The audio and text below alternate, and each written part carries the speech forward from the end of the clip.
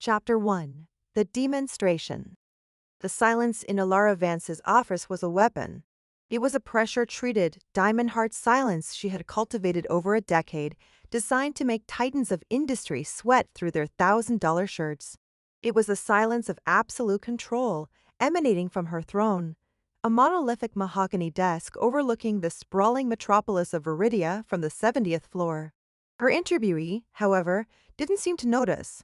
Liam Sterling sat opposite her, not with the rigid posture of a supplicant, but with the relaxed ease of a predator in his natural habitat. His file lay on her desk, a dry summary of a meteoric career, a corporate fixer, a turnaround specialist, a legend whispered about in boardrooms under the moniker The Closer.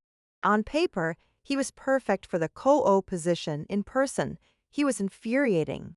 He hadn't broken eye contact once. His piercing gray eyes weren't just looking at her.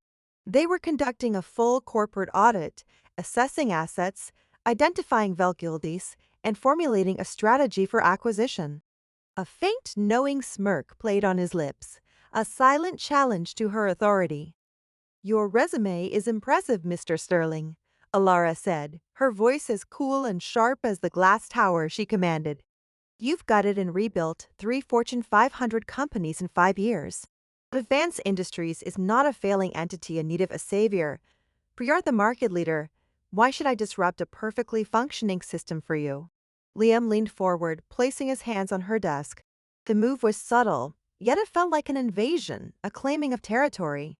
Because MS, Vance, you're not the market leader. You're the market incumbent. You're playing defense, protecting a legacy. A perfectly functioning system is just one innovation away from becoming a perfectly preserved fossil. The audacity of it sent a spark of anger, hot and sharp, through her veins. But beneath it, something else stirred. A flicker of reluctant interest. No one spoke to her this way. "And you believe you're that innovation?" she countered, arching a perfectly sculpted eyebrow. His smirk widened. "Talk is cheap. Any MBA with a thesaurus can sell you a vision of C-acertic growth and dynamic paradigm shifts." He pushed his chair back and rose to his full impressive height. At 6 foot whoa, he loomed, a wolf in a bespoke charcoal suit. "I find it's always better to show than to tell." Alara's eyes narrowed. "And what precisely do you intend to show me, Mr. Sterling? A PowerPoint presentation you have hidden in your jacket?" "Something far more hands-on." He walked around the corner of her desk, his movements fluid and deliberate. The air crackled, the carefully maintained corporate sterility of the room suddenly charged with a primal energy.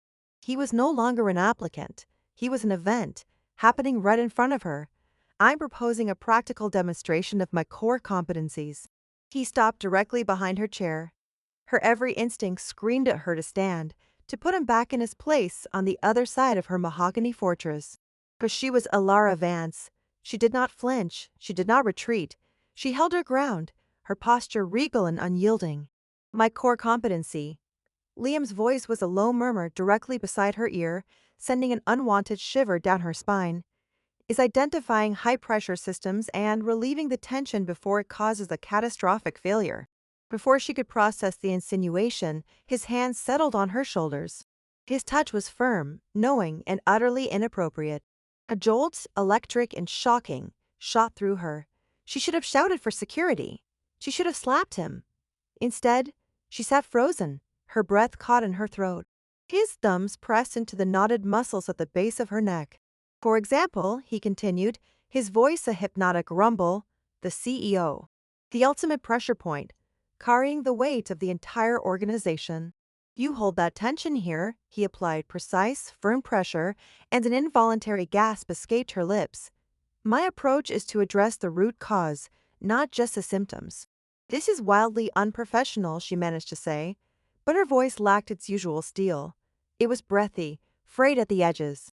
"Professionalism is just a set of established procedures," he whispered, his lips brushing the shell of her ear. "I'm a specialist in disruptive innovation."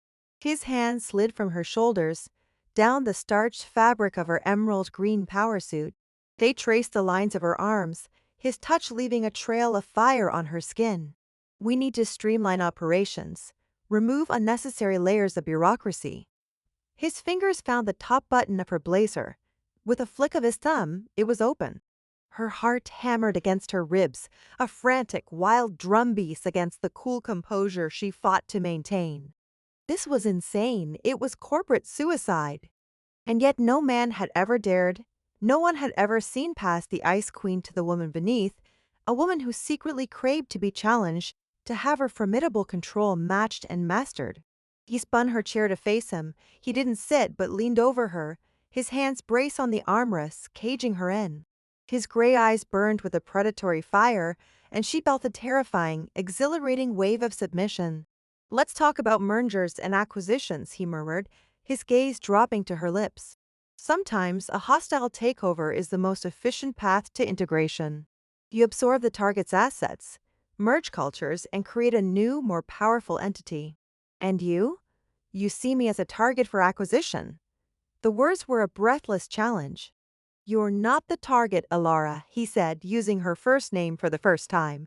It sounded like a claim, a brand. "You're the prize." And then he closed the deal. His mouth claimed hers not with gentleness, but with the ruthless efficiency of a corporate raider executing a final, decisive move. It wasn't a kiss. It was a conquest. It was demanding an absolute, breaking through her shock and straight into a core of heat she had long thought dormant. Her mind screamed no, but her body betrayed her with a resounding yes. Her hands, which should have been pushing him away, fisted in the lapels of his suit jacket, pulling him closer. The taste of him was expensive whiskey and pure, unadulterated confidence. He plundered her mouth, an act of carnal negotiation, where terms were dictated by the press of his lips and the sweep of his tongue. All the tension in her shoulders, all the pressure of her position, melted away under the sheer overwhelming force of his advance. He broke the kiss, leaving her gasping, her lips swollen, her mind a whirlwind. Her meticulously constructed world had been upended in less than a minute. With a swift, powerful movement, he lifted her from her chair and sat her on the edge of her own desk. The cold, polished mahogany was a shock against her skin. Her seat of power had just become a throne for her surrender. He stood between her legs, pushing aside quarterly reports and market analyses, his body a formidable presence that eclipsed everything else.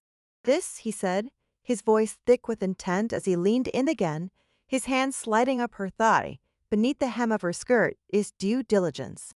Making sure the assets are exactly as advertised."